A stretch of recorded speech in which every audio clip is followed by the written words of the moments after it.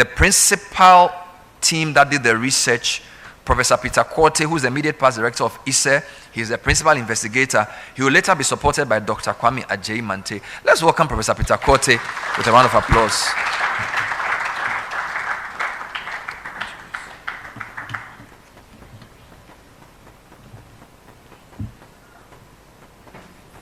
Thank you very much, honorable members of parliament, distinguished guests, and friends of the media.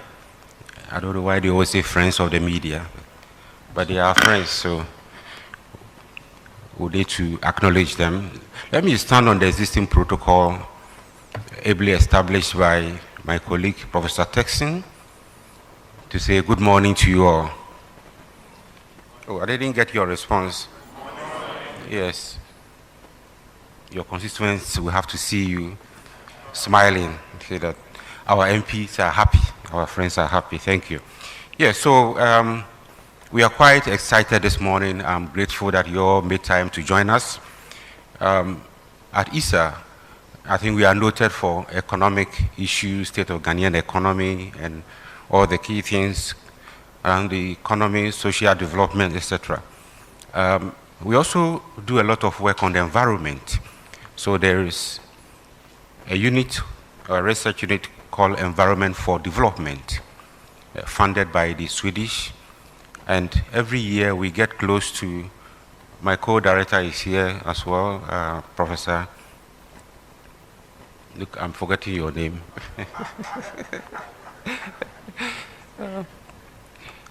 Wisdom Apalu is here. Each year we get $100,000 plus to undertake research on the environment, natural resources, fisheries, and so on and so forth. In fact, he is the board chair for the Fisheries Commission as well. So it tells you that we are very much also into issues of the environment, etc. So as part of that, we are doing this work on sanitation and investment. Now, we have seen sanitation, waste management, oftentimes as a social obligation, not as an investment. And that is the message we want to drive, that let's not look at it as a residual. When we have financed every unit, or the key ministries, what we term as key ministries, then the leftover funds we give to sanitation, waste management. That shouldn't be the case. In fact, sanitation, waste management should be seen as an investment. If you invest in waste and sanitation, health issues would not be there, cholera outbreak, and all the things we find will not be there. If you don't, then the consequences are there. If you invest, there are a lot of benefits that will come to you. So that is the key message we want to drive today. Our researchers, other researchers are all here. I think they've been acknowledged as well. And this is how we outline our presentation, introduction methodology, our key findings, and then we provide conclusions. Waste and sanitation management is quite an important part of us. Important waste management and pollution, air, soil is key. When we do that, the ecosystem especially contributes to greenhouse and many other challenges. The situation also brings health outcomes, health challenges if it's not properly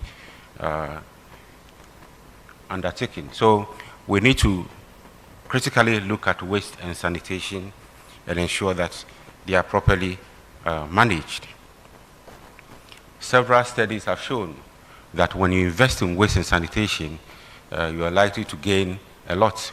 A World Bank study, for instance, estimates that if you invest very much in waste and sanitation, you're likely to derive benefits.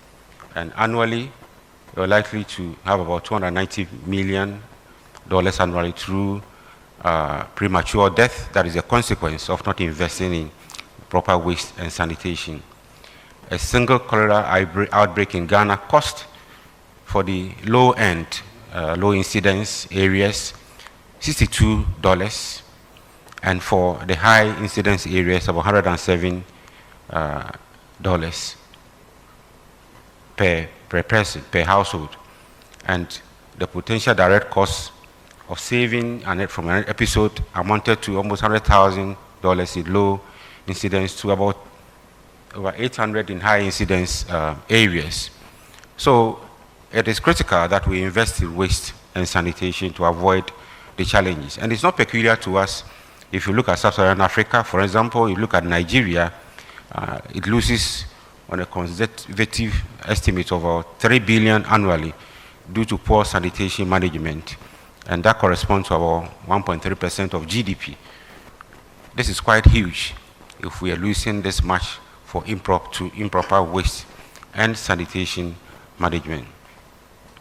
It is also established that annual waste generated in Ghana was equivalent to $4.6 million, equivalent to 0.3 kilograms per capita daily. A World Bank study, which is quite interesting when we came across it, that if you invest $1 in proper waste and sanitation management, you are going to get $5.5 So it's even multiples of that. And we have rather treated this sector as a residual. We are not giving it the importance it deserves.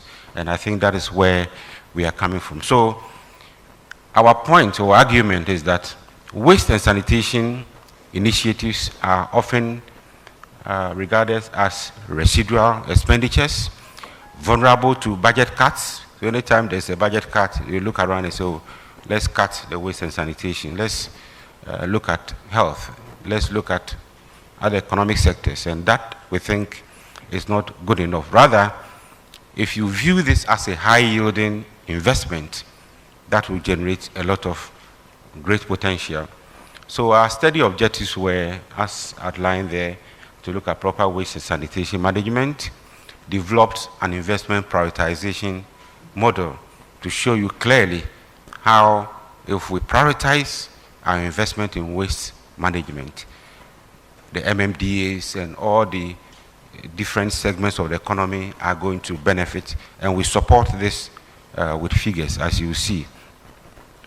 Also, if we invest, how that is going to bring benefits to health, to environment, ensure environmental sustainability, and by extension, economic growth. If you have a strong workforce, you have a healthy workforce, you are likely to grow. If you invest in health, you invest in other sectors, we are all likely to grow rather than spending that money trying to fight cholera, trying to fight diseases, and so on and so forth.